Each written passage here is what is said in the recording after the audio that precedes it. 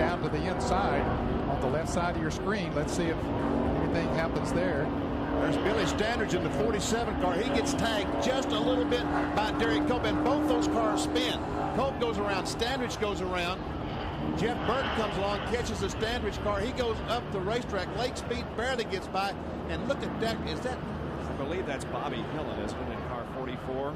The car got up on its side. It did not go over, but it did slide along on its side for quite a number of feet. Now, the 60 car comes off. Watch this. He bumps the wall. Bam. But watch this 77 car. Bam. Up on the wall he goes. Thing almost turned over. Comes down here. Gets up into it again. And then spins around. But this will show it a lot better right here. You're going to see Biffle in the 60 up against the wall. Andy Kirby backs off. Scott Riggs in the yellow 10 gets into the back of it. Catapults him into the outside wall. Man, he hit that thing hard twice. And I looked up and all the others start hollering, car high, he's in trouble. Some guys are letting up, some guys aren't.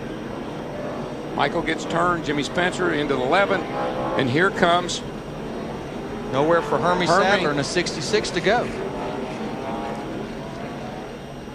Look at him stack up here, and it ended up with Leffler.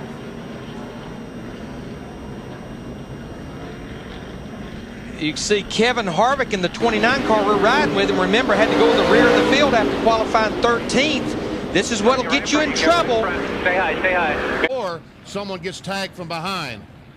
There you see the smoke and the cars deciding what to do. Elliott, he guts up again on his side like Talladega. And that's Earnhardt is spinning. Earnhardt did spin. Wow, from Bill Elliott's onboard camera. Now, he was not far behind Dale Jarrett. Dale had just passed him about 7 or 8 laps ago, and there he sees that smoke. Stop here. Let's see what happened to bring out this caution. Oh, Robbie gets loose off of turn 2. And look. He's up on his side and almost goes over. That's on the exit of DW's hot spot. That's it. Well, it's that transition there. There's a little hump there that just kind of throws the car sideways. 2 cars in one day here getting up on the side like that is very unusual. Look at that. If he had had a car under him like Carl Long did, he'd have rolled too. It's like Days of Thunder. I wonder what happened to Robbie's car that he lost control and slid up into Jeff Green. Well, it looked like he just got snapped loose coming up out. Marcos into the wall. Wow. Whoa. Almost on the side. Man, that was exciting. How'd you like to look down and see the pavement in your driver's side window? No. Launch control. Hello. Gil Yarbo did that in 1965 and left the ballpark. Just over that wall and down. Conseco Pontiac. This was earlier into turn 11. Pow. And that was a brand new race. We see the 3 cars all running together, and Tracy Hines just gets in the back of the 31 car. Oh my goodness. And had some company in the door. Man. That's Curtis Davis in the 0, about flipped.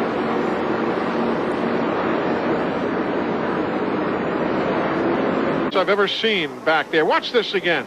Berrier gets involved there. Earnhardt checks up on the inside there. And then Bessie hits Berrier. Yeah, something happened to Dale Jr. He just looked like he stopped. And then behind him, look at it. Swaim tried to sneak to the wall. Boy, that would have been the second week in a row that 18 car turned somebody over. Well, in the 47, Santerre last week in Daytona, had a different similar drivers crash. in both cars. Yeah. But again with Fuller. Look at that car, it's up. It tried to turn over twice. Bobby Dotter got into the back of the car there and got into Setzer there as Fuller got up there. He got into the side of Setzer. Setzer was really lucky that car didn't turn over down the back straightaway. Here it is again. You got 52 as Dotter. Well, there is some contact with Fuller. Exactly right. Yeah, Fuller was slowing down. Dotter got into him because he couldn't get out behind him. That turned him up into the front of the 38 car, which was trying to get by on the outside. And so you don't get confused, Bobby Dotter is driving the 52, Kenny Schrader's car that Andy Hillenberg has driven. daughter's car that he owns. See, watch is the 47. 47. Watch the 47. It turns. Yeah. Because the 52 got into the back of him. Boy, that was a wild ride, and a lot of work, Randy, to try and get that car for Fuller back in if they can. It does. Todd on the outside must get the back. See how it does that little wobble right there? It's like it starts down and he corrects for it, and then the thing takes off with him. And when it does, it just gets into Todd Bodine on the outside there. Watch Casey Kane. Wild ride. Right over the top of Jack. Stacey Compton's one I can't believe. He goes right through the middle. Listen, I don't believe he got any damage. Daryl, do you possibly think the 18 car possibly had anything to do with it running approaching the back of the 24 car, maybe taking air off the rear spoiler? Whoa! I don't know, but watch Stacey. He stays. 98 goes around, opens up, and through he goes. Very little damage.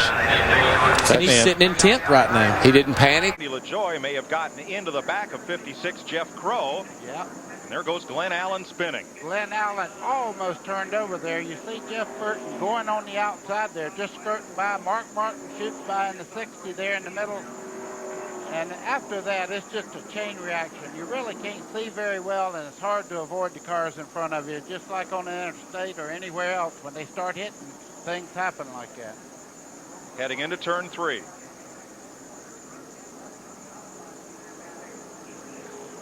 A very narrow needle to thread for the rest of the drivers coming through. Yes, as those cars were sliding, first of all, they were putting up a lot of smoke off the tires as they were spinning around, and then they were pretty well taking up the asphalt also going into the turn, so they didn't have... Oh, the 6 car just pushes up into Jaley in the 18, and that started the whole mess. Then they come back out into the racetrack right here, and that's what created the rest of the problem. Here comes Rudd. Watch this thing back up on top of that 6 car. Ricky was trying to slow up, Daryl, and got turned around, got hit from behind and turned around. You know, I don't think it hurt Rudd's car much.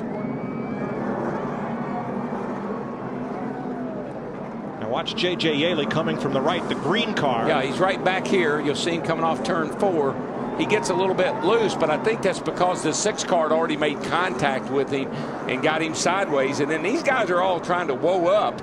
Here comes Rudd and company. Johnny Sauter in the 70 had to go down through the grass. He was back there behind Ricky Rudd. But I think J.J. Yaley, the 18 car, he was as high on the racetrack as he could go. Yeah, Reagan just, there's not a lot of grip on the first couple of laps. And Reagan just got it back in the gas, pushed up into him. I know Rudd's car's got some damage, but I think it might be repairable. Got a little tight up to about 10th or 12th back there. I seen him just go every which way. On the brake. Oh, there they go. Somebody hit on in the wall. Again, a big crash going down to the corner. 5, 6. A hard one. Right in the middle of the tri-oval. Sends him sideways through the grass. Watch this right here. I mean, this is amazing. This car was fixing to take off. Rear wheels off the ground. Roof flaps come up. Back down on the ground. Deployed as flaps. And if that a few years ago that was all grass right there, and it could have been disastrous, but they paved that and it's really helped. He just gets a run there. He gets a big run on the 46 car, and he tries to move to the outside and makes contact with Jamie McMurray. Boy, and I tell you, I was looking at the end of pit road there, thought he was going to catch the end of that wall, but stayed off of it. Now Montgomery is still on the lead lap, and NASCAR will open the pits for a quickie yellow. That means not just lead. That's Kenny Wallace, the 25 car, in the middle between these 2 cars, 38 and 42. Oh, hard. That's a hard lick right there. Saw the whole car come off the ground, back wheels. So contact from behind by the 25 car, and the 38 just abruptly spins right across the racetrack in front of Juan Pablo Montoya. Okay, let's watch and listen.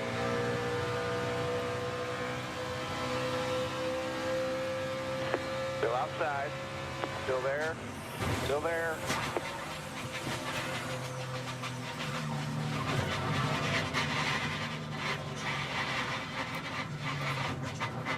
You all right, buddy? He's not seeing it flat yet, but his crew has already called him on the radio, called for 2 right side tires, and he's trying to get down the pit lane, but he's got all these cars coming. And Mike Bliss. Poor Mike Bliss, nowhere to go. Ends up on top of him. That was Jay Sauter that caught a piece of Bliss going by. and spun off turn 4. Not clear.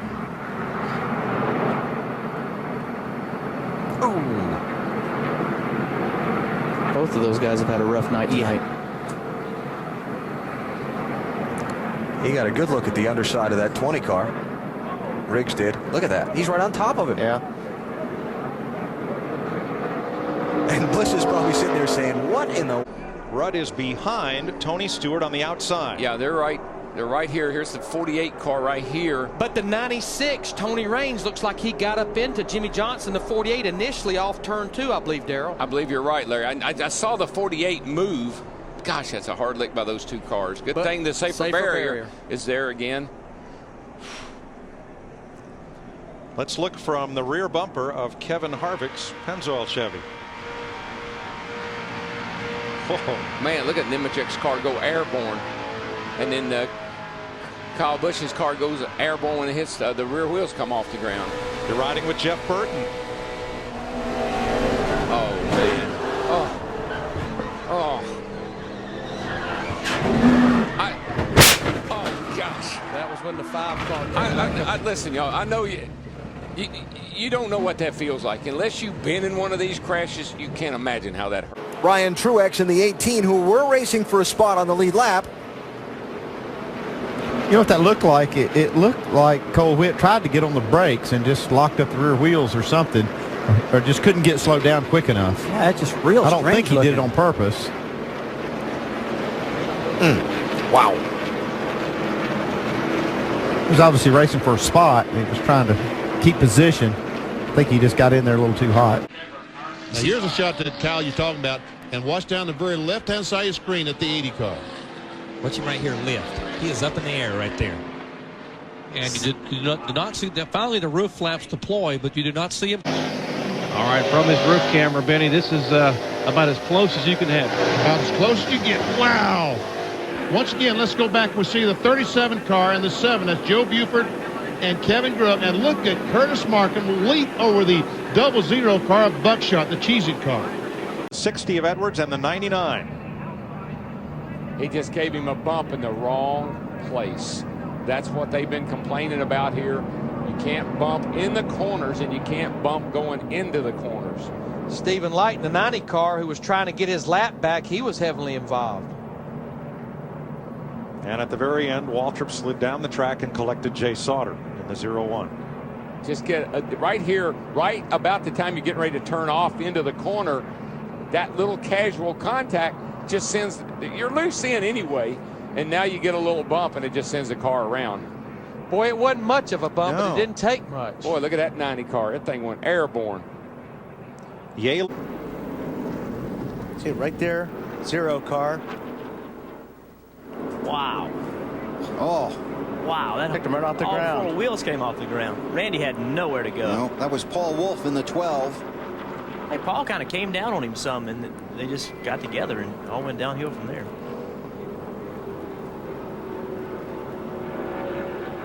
Boy, LaJoy just looked up. Saw nothing but race car.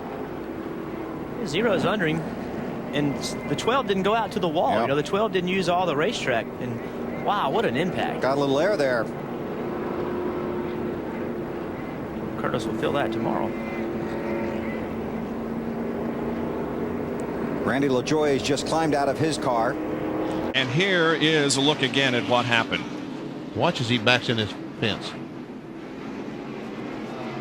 Clear up on the wall, then back on it, and